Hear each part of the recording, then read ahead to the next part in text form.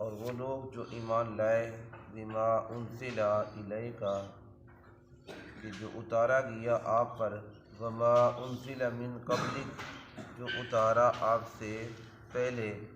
وبالآخرۃ ہم یوقنون اور یوم آخرت پر وہ یقین رکھتے ہیں، اولئک علی ھدی من ربہم یہی وہ لوگ ہیں جو اپنے رب کی ہدایت پر ہیں، وَأُولَئِكَ هُمُ الْمُفْلِحُونَ اور یہی ہیں جو کامیاب ہیں، بھلا پا گئے۔ یہ لفظی معنی تھا۔ تو یہاں اللہ پاک نے اس سے پہلے متقین کی 3 صفتیں بیان کرنے کے بعد اب اللہ پاک نے فرمایا والذین یؤمنون بما انزل اور وہ لوگ جو ایمان لائے آپ پر۔ اس سے مراد اہل کتاب ہیں جو حضور علیہ الصلوۃ والسلام سے پہلے انبیاء کرام علیہ الصلوۃ والسلام جو 3 کتابیں حضور سے پہلے نازل ہوئیں، تورات شریف، زبور شریف اور انجیل شریف، یہ آسمانی کتابیں ہیں، اللہ نے نبیوں کے اوپر نازل فرمائیں۔ اسی طرح اہل کتاب میں سے اس حدیث کا یہ ذکر ہو چکا ہے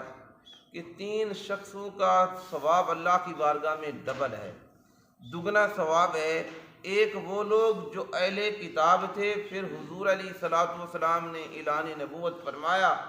تو انہوں نے اس علم کو چھوڑ کے، دین کو چھوڑ کے حضور پر انہوں نے ایمان لے آئے، تو ان لوگوں کو اللہ نے ڈبل ثواب کا حضور علیہ الصلوۃ والسلام نے وعدہ فرمایا۔ اس حدیث کا درس بھی 3-4 دن پہلے گزر چکا ہے، حضرت ابو موسیٰ اشعری جسے بخاری مسلم کے اندر روایت کیا گیا۔ اسی طرح وہ غلام جو کسی آقا کا غلام ہے، اس کے بھی وہ حق ادا کرتا ہے، اور اپنے مالک جس مالک نے پیدا کیا ہے اس مالک کے حقوق بھی وہ ادا کرتا ہے، اللہ اسے بھی ڈبل ثواب عطا کرتا ہے۔ تو یہاں فرمایا فالذین یؤمنون وہ لوگ ایماندار ہیں، ایمان لے آئے، بما انزل، انزل کا معنی اتارنا، اوپر سے نیچے کی طرف۔ تو یقیناً یہ قرآن لوح محفوظ پہ محفوظ ہے، جمع ہے، تو اللہ نے حضرت جبریل کے ذریعے اللہ نے وہاں حضرت جبریل کو بھیجا، جبریل لے کے حضور کی بارگاہ میں آ گئے، تو اللہ پاک نے فرمایا بما انزل الیک جو آپ کی طرف اتارا گیا، جو آپ کی طرف بھیجا گیا، اس پر یہ ایمان لے آئے، وما انزل من قبلک اور جو آپ سے قبل۔ تو ہمارا ایمان ان کتابوں پر بھی ہے، لیکن ان کتابوں پہ عمل نہیں کرنا۔ جس طرح کہ قبلہ بیت المقدس، اس پر ہمارا ایمان ہے کہ یہ بیت المقدس اللہ کا گھر ہے، اور جب تک اللہ نے منع نہیں کیا ہم اس کی طرف نمازیں ادا کرتے رہے۔ اب اس کا ماننا ضروری ہے، لیکن اس کی طرف منہ کر کے نماز ادا کرنا یہ ہمارے لیے حکم ختم ہو گیا۔ تو اسی لیے اللہ پاک نے فرمایا وما انزل من قبلک اور جو آپ سے قبل اتارا گیا اس پر بھی یہ ایمان رکھتے ہیں، یقین رکھتے ہیں۔ وبالآخرۃ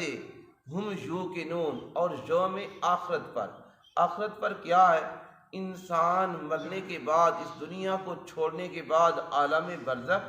پھر عالم قیامت، حساب و کتاب کے لیے ہر انسان رب کی بارگاہ میں حاضر ہونا ہے، اپنا حساب و کتاب دینا ہے۔ تو ہمارا ایمان ہے کہ ہم نے مرنے، مشرکین مکہ کہتے نہیں، جو کچھ زندگی یہاں اللہ نے دی ہے بس وہی زندگی ہے، اس کے بعد انسان مر گیا ختم ہو گیا، نہیں، انسان پھر دوبارہ زندہ ہوگا۔ تو اسی طرح اس کا یہ سفر ہے۔ تو فرمایا وبالآخرۃ ہم یوقنون اور آخرت پر بھی وہ یقین رکھتی ہیں کہ ہم نے اٹھنا ہے، اللہ کی بارگاہ میں حاضر ہونا ہے، ہمارا حساب و کتاب اللہ پاک نے کرنا ہے۔ آگے اللہ پاک نے فرمایا یہ جو ایمان لے آئے، حضور پر بھی ایمان لے، یوم آخرت پر بھی ایمان لے آئے، اور کتابوں پر ایمان لے، اللہ کے فرشتوں پہ ایمان لے آئے، فرمایا اولئک علی ھدی، فرمایا یہی تو وہ لوگ ہیں جو ہدایت پر ہیں۔ اللہ پاک نے شروع میں اس آیت کے اندر فرمایا ھدی للمتقین،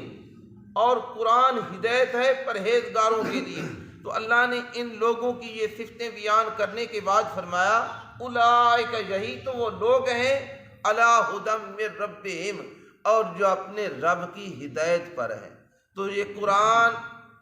انسان کو ہدایت دیتا ہے، لیکن ہدایت ہر ایک کے حق میں نصیب نہیں ہوتی، پرہیزگاروں کے لیے یہ ہدایت ہے۔ اور اسی طرح قرآن کے اندر آیا یضل بہ کثیرا ویہدی بہ کثیرا،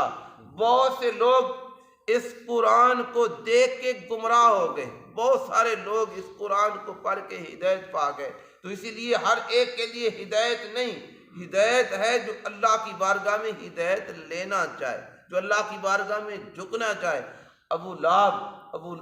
جہل، یہ حضور علیہ الصلوۃ والسلام کے قریبی ہیں، لیکن ایمان نصیب نہیں ہوا،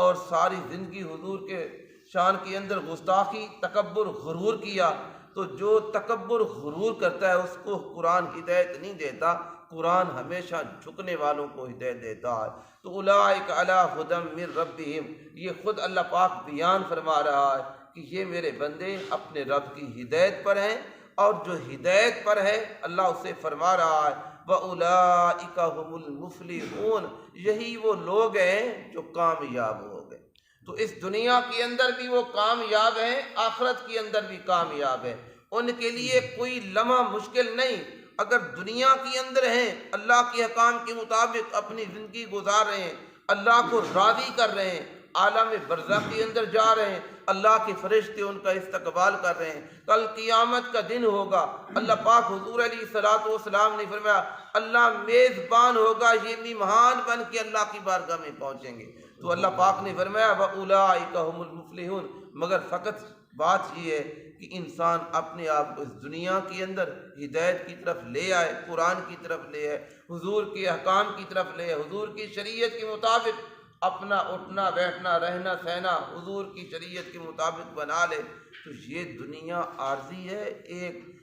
خواب کی طرح ہمیں یاد آئے گی، لیکن وہ زندگی نہ ختم ہونے والی ہے، اس کے لیے ہمیں کچھ کرنا ہے۔ تو دعا ہے اللہ رب العزت ہم سب کو حضور علیہ الصلوۃ والسلام کے بتائے ہوئے احکام کے مطابق عمل کی توفیق عطا فرمائے، اور جتنے ہی دوست احباب اس درس قرآن کے اندر شریک ہیں، آپ کا ایک ایک لمحہ اللہ رب العزت اپنی بارگاہ میں قبول و منظور فرمائے۔ یہاں تک اللہ پاک نے اپنے ان بندوں کا ذکر فرمایا، آگے پھر بیچ کے اندر درمیان میں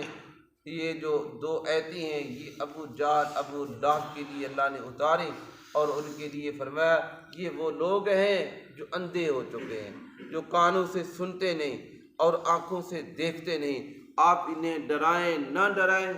آپ کا ڈرانا نہ ڈرانا ان کے لیے برابر ہے۔ تو حضور علیہ الصلوۃ والسلام نے فرمایا کہ انہوں نے اپنے راستے خود ہی بند کیے، جس وقت انہوں نے اپنے دروازے بند کیے اللہ نے بھی ان کے دروازے بند کر دیے ہدایت کے۔ تو اللہ رب العزت کی بارگاہ میں اسی کو ہدایت ملتی ہے جو اللہ کی طرف، اسی لیے حضور علیہ الصلوۃ والسلام نے فرمایا جو اللہ کی طرف ایک قدم چل کے آتا ہے اللہ کی رحمت اس کے لیے 10 قدم چل کے آتی ہے۔ آپ ایک مرتبہ اللہ کو یاد کریں، اللہ فرماتا ہے میں 10 مرتبہ اپنے بندے کو یاد کرتا ہوں۔ تو اللہ کی طرف سے کمی نہیں، کمی ہماری طرف سے، اللہ ہمیں اس کمی سے نکلنے کی توفیق عطا فرمائے، آمین وآخر دعوانا۔